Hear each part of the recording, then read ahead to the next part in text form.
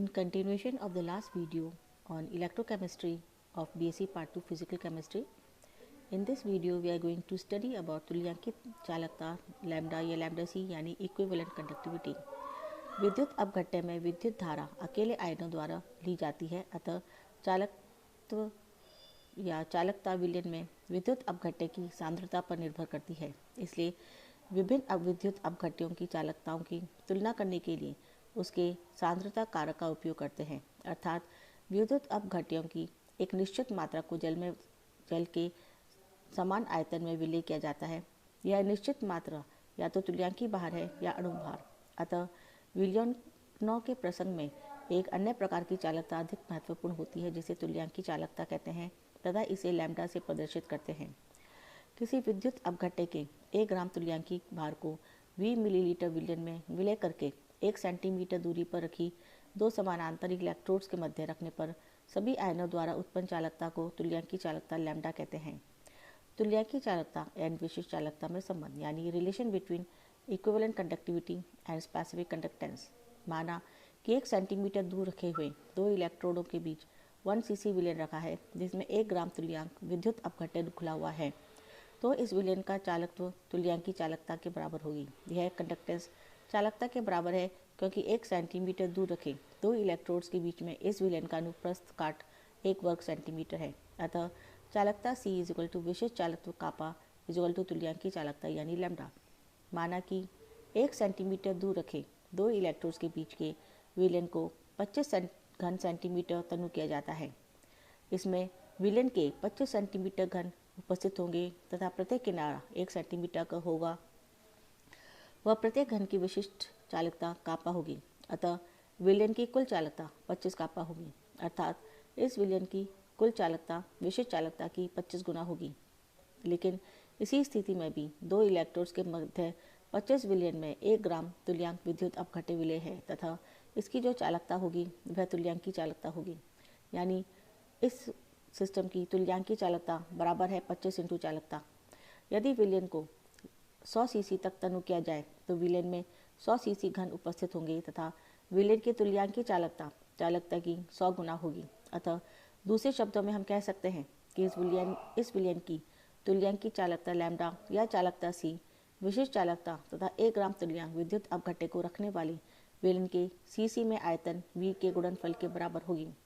अगर हम तुल्यांकी चालकता देखें तो तुल्यांकी चालकता लैम्डा बराबर है विशिष्ट चालकत्व या चालकता कापा × 1 ग्राम तुल्यांक विद्युत अपघट्य रखने वाले विलयन का घन सेंटीमीटर में आयतन, यानी लैम्डा = कापा × वॉल्यूम।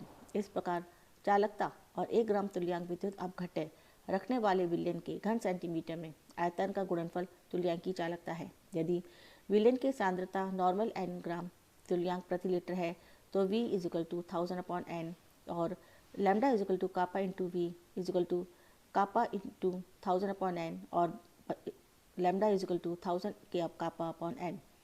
तुल्यांकी चालकता की इकाई। चूंकि लैम्डा = पर ओम पर सेंटीमीटर अपन ग्राम तुल्यांक पर लीटर, अतः इसकी इकाई आती है पर ओम सेंटीमीटर स्क्वायर पर तुल्यांक। तुल्यांकी चालकता की इकाई पर ओम सेंटीमीटर स्क्वायर पर ग्राम इक्विवेलेंट या पर ओम सेंटीमीटर स्क्वायर पर इक्विवेलेंट। 10⁻⁻⁴ पर ओम मीटर स्क्वायर पर इक्विवेलेंट = 10⁻⁻⁴ पर ओम मीटर स्क्वायर इक्विवेलेंट। ऐसे मात्रा में तुल्यांकी चालकता की इकाई पर ओम मीटर स्क्वायर पर इक्विवेलेंट या सीमेंस पर मीटर स्क्वायर पर इक्विवेलेंट होती है। अब हम नेक्स्ट टॉपिक लेते हैं आणविक चालकता या मोलर चालकता यानी लैम्डा m। यदि सांद्रता को मोल प्रति लीटर में व्यक्त करें तो आणविक चालकता का पद काम में लेते हैं। किसी विद्युत अपघट्य के 1 मोल या 1 ग्राम अणुभार को 20 मिलीलीटर विलयन में विलय करके 1 सेंटीमीटर दूरी पर रखी 2 समानांतर इलेक्ट्रोड्स के मध्य रखने पर सभी आयनों द्वारा उत्पन्न चालकता को उस विलयन की आणविक चालकता या मोलर चालकता कहते हैं तथा इसे लैम्डा m से प्रदर्शित करते हैं। यानी मोलर या आणविक चालकता लैम्डा m बराबर होता है विशिष्ट चालकता के × 1 मोल विद्युत अपघट्य रखने वाले विलयन का घन सेंटीमीटर में आयतन के बराबर, यानी लैम्डा m बराबर होता है कापा × वॉल्यूम। इस प्रकार चालकता और 1 ग्राम मोल विद्युत अपघट्य रखने वाली विलयन के घन सेंटीमीटर में आयतन का गुणनफल आणविक चालकता है। यदि विलयन की मोलरता मोल प्रति लीटर है तो V बराबर होता है 1000/m। अतः लैम्डा m = 1000/m इंटू कापा। आणविक चालकता के मात्रक हैं पर ओम सेंटीमीटर स्क्वायर पर मोल।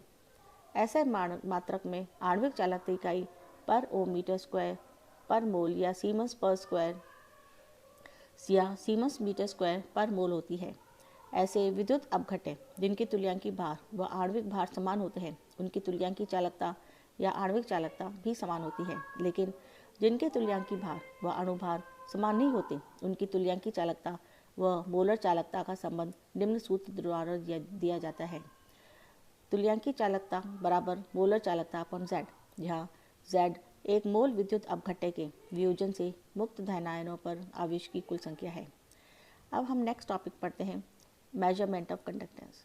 प्रतिरोध का व्युत्क्रम चालकता होता है, अतः किसी विलयन का चालकत्व यानी कंडक्टेंस ज्ञात करने के लिए विलयन का प्रतिरोध यानी रेजिस्टेंस ज्ञात कर लिया जाता है। प्रतिरोध मापने के लिए प्राय व्हीटस्टोन ब्रिज का उपयोग किया जाता है। जिस विलयन को कंडक्टेंस ज्ञात करनी होती है उसे एक विशिष्ट प्रकार के सेल, जिसे कंडक्टिविटी सेल कहते हैं, में ले लिया जाता है। ये 3 प्रकार के कंडक्टिविटी सेल है। चालकता सेल में प्लैटिनम की प्लेट इलेक्ट्रोड का कार्य करती है। यह प्लैटिनम की plate fine deposit of platinum की परत होती है। यह प्लेट प्लैटिनम के तारों के साथ वेल्ड की हुई होती है। इन नलियों में पारा भरा रहता है तथा वे सेल के एबोराइड खोल में मजबूती से जकड़ी रहती हैं, जिससे प्रयोग के दौरान इलेक्ट्रोडों के बीच की दूरी स्थिर रहती है। प्लैटिनम के साथ संपर्क परिसर के तांबे के तारों को नलियों में भरे पारे में डुबोकर स्थापित किया जाता है। इसमें विद्युत धारा प्रवाहित करके प्रतिरोध का मापन किया जाता है। इस विधि में धारा के चालन के साथ साथ विलयन का वैद्युत अपघटन भी हो जाता है, जिसमें निम्न 2 प्रकार की कठिनाइयाँ आती हैं। प्रथम, विलयन के सांद्रण में परिवर्तन आता है। द्वितीय, इलेक्ट्रोडों पर उत्पादनों के इकट्ठा हो जाने से पोलराइजेशन विरोधी विद्युत वाहक बल होता है तथा धारा में अवरोध उत्पन्न होने के कारण प्रतिरोध में परिवर्तन हो जाता है। इन कठिनाइयों को दूर करने के लिए डायरेक्ट करंट के स्थान पर अल्टरनेटिंग करंट का इस्तेमाल करते हैं तथा व्हीटस्टोन ब्रिज परिपथ में गैल्वेनीटर के स्थान पर हेडफोन अथवा मैजिक आई का उपयोग करते हैं। विद्युत अपघट्य में विलयनों के चालकता के निर्माण के लिए उपयुक्त उपकरण हम ये देखते हैं कि ये जो उपकरण है वो चालकता के निर्माण के लिए है। इस में ए बी एक समान मोटाई का प्लैटिनम इरिडियम मिश्र धातु या मैग्नीशियम का तार है, जो मिलीमीटर में आंशाकित मीटर पैमाने के ऊपर तना हुआ होता है। इस तार पर एक सर्पिली एक्स स्लाइडिंग कॉन्टैक्ट चलता है। व्हीटस्टोन ब्रिज के साथ एक रेजिस्टेंस बॉक्स आर है, जो कि ब्रिज की एक भुजा का कार्य करता है तथा चालकता सेल सी लगा रखा है, जिसमें विलयन भरा जाता है और इस सेल को एक थर्मोस्टेट में रखा जाता है ताकि ताप स्थिर रहे। यह ब्रिज की दूसरी भुजा का कार्य करता है। टी एक हेडफोन है जो धारा का पता करता है। दिस इज टी एक हेडफोन है जिससे धारा का पता करता है। यह एक प्रेरक कुंडली है जिसमें से धारा प्रवाहित की जाती है।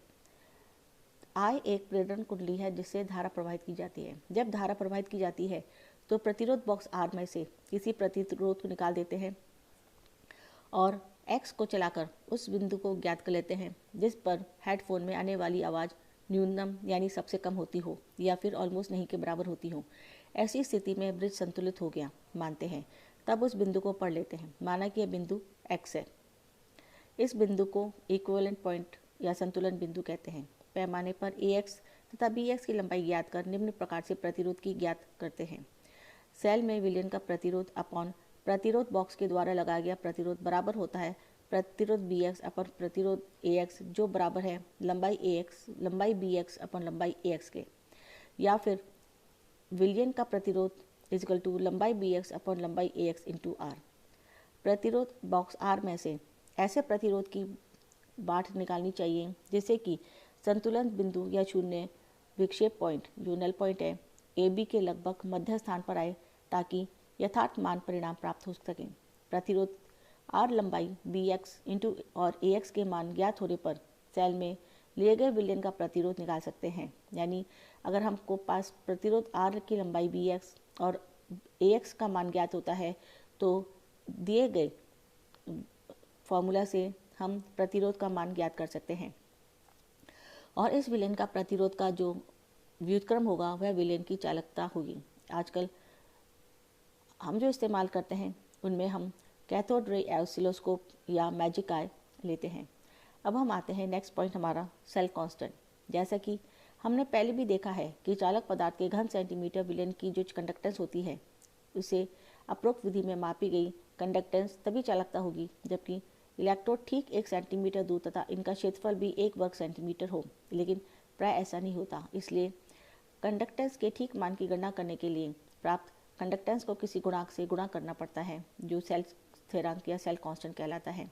यदि इलेक्ट्रोड के बीच की दूरी या सेंटीमीटर, उनके अनुप्रस्थ परिच्छेद का क्षेत्रफल एरिया वर्ग सेंटीमीटर तथा विलयन का प्रतिरोध R हो तो R is equal to rho into L upon A और 1 upon R is equal to 1 upon rho into A upon L और 1 upon rho is equal to kappa is equal to 1 upon R into L upon A। यानी कापा बराबर होता है 1 upon R into x के यानी Cx अनुपात L upon A जो कि x के बराबर है सेल कांस्टेंट कहलाता है।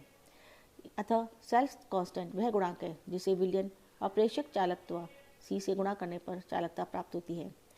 सेल स्थिरांक का निर्धारण डिटर्मिनेशन ऑफ सेल कांस्टेंट। क्योंकि इलेक्ट्रोडों का क्षेत्रफल और उनके बीच की दूरी ज्ञात करना कठिन है, अतः सेल कांस्टेंट इनडायरेक्ट रूप से प्राप्त किया जाता है। विभिन्न सांद्रता और ताप पर पोटेशियम क्लोराइड की विलयन चालकता की प्रमाणिक मान सारणी दिए गए हैं। KCl विलयन की चालकता के प्रमाणिक मान निम्न प्रकार हैं जैसे कि इस टेबल में दिया गया है। सेल कांस्टेंट के निर्धारण के लिए पोटेशियम क्लोराइड की ऐसे विलयन जिसका विशेष चालकत्व सही ज्ञात हो को प्रयोगात्मक चालकता सेल में लिया जाता है और व्हीटस्टोन ब्रिज विधि द्वारा विलयन की चालकता ज्ञात की जाती है। दिए गए चालकता के सेल स्थिरांक की गणना निम्न सूत्र के द्वारा करते हैं। Cell constant is equal to विलयन की विशेष चालकता अपॉन प्रेक्षक चालकता। तो सेल कांस्टेंट बराबर आता है kappa into R is equal to चालकता इंटू प्रतिरोध। सेल स्थिरांक का मान एक बार ज्ञात हो जाने पर किसी भी विलयन की चालकता का निर्धारण विलयन को इस सेल में भरकर उसका प्रतिरोध ज्ञात कर उसे सेल स्थिरांक से गुणा करके करते हैं।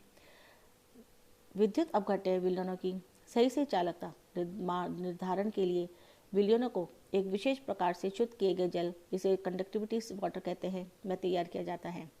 अशुद्ध जल में अशुद्धियों के आयनों में के चालकता में योगदान के कारण साधारण जल की पर्याप्त चालकता होती है। अतः किसी विद्युत अपघट्य की सही चालकता निकालने के लिए उसकी प्रेक्षक चालकता में से जल की चालकता हटानी होगी।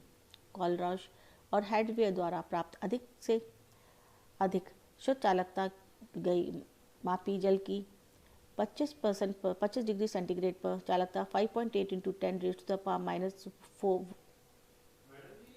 पर ओम पर सेंटीमीटर है। That's all for today. Thank you.